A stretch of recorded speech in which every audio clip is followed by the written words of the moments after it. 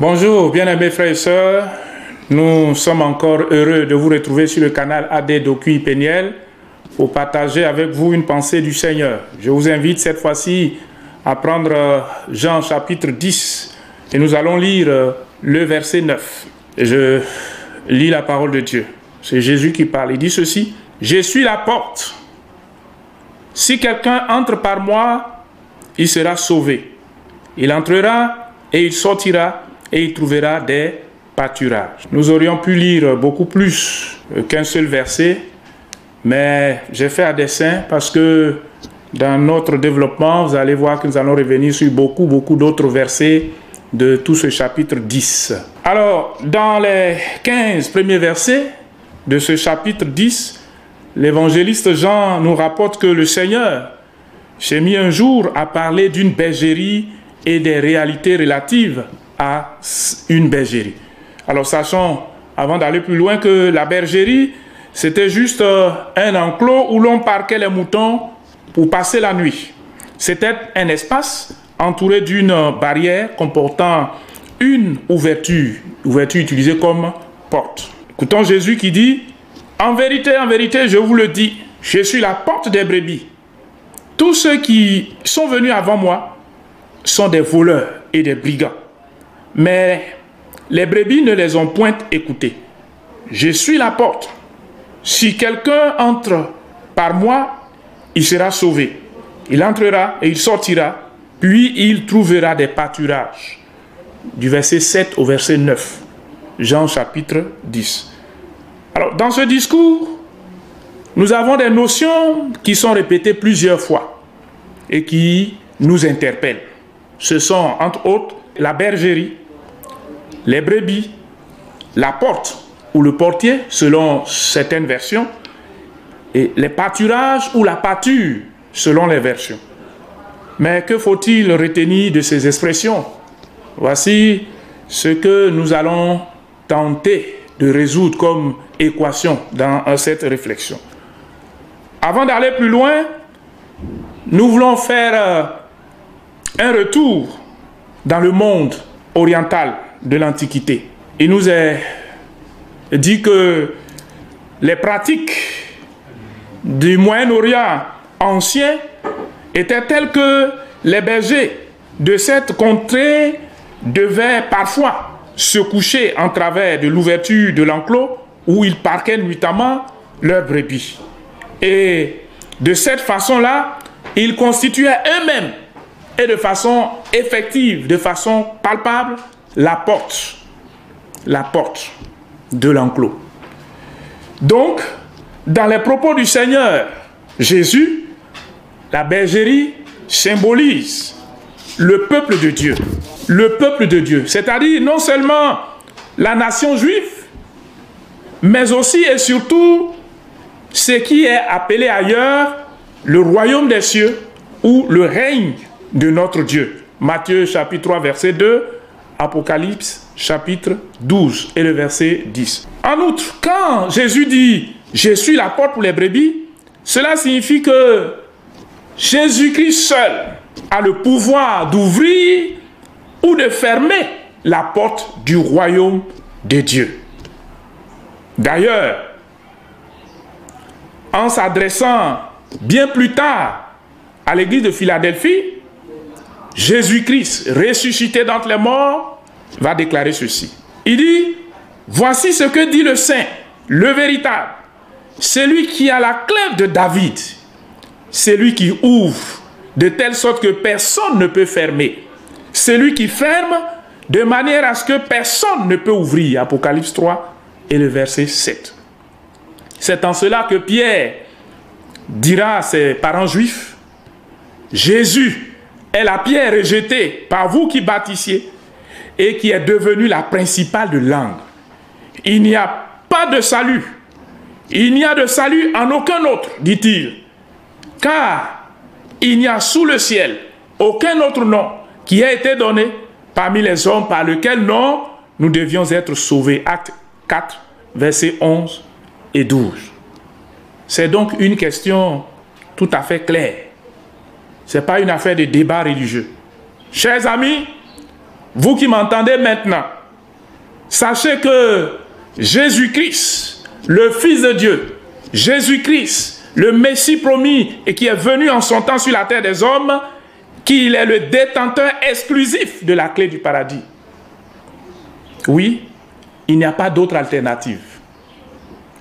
Pas même une autre éventuelle fenêtre qu'on pourrait exploiter pour bénéficier de l'éternité glorieuse de Dieu. Car Jésus seul est la porte qui y mène. Il dit, je suis la porte pour les brebis.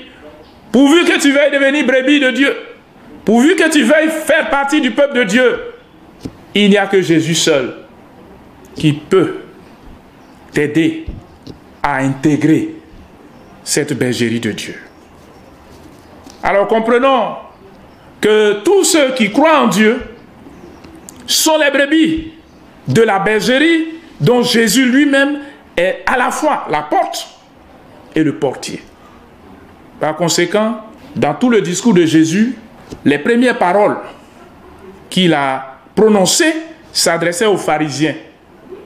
Ceux-là qui attendaient eux aussi le royaume et le règne de Dieu, mais qui s'y prenaient mal.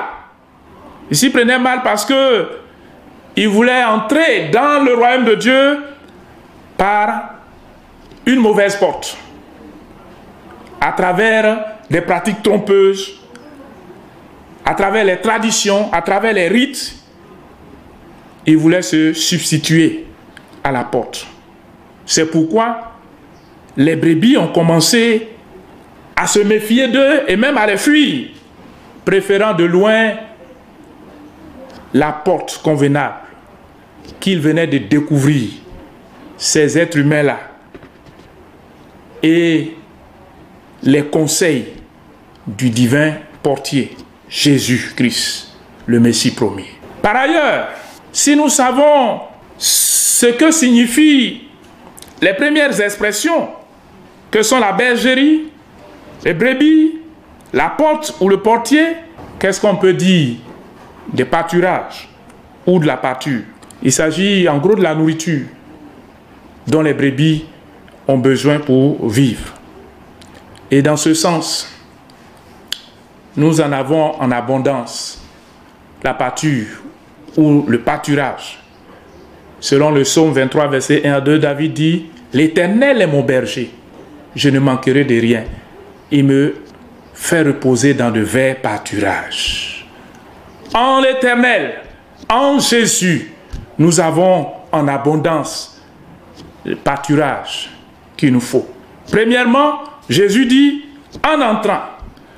En effet, lorsque nous venons dans la bergerie de Dieu et que nous restons dans la présence du Seigneur pour communiquer avec lui par la prière, la méditation de sa parole, eh bien l'Esprit Saint nous nourrit de Jésus, le pain de vie. Alléluia.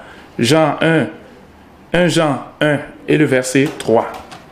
Mais Jésus dit aussi, en sortant.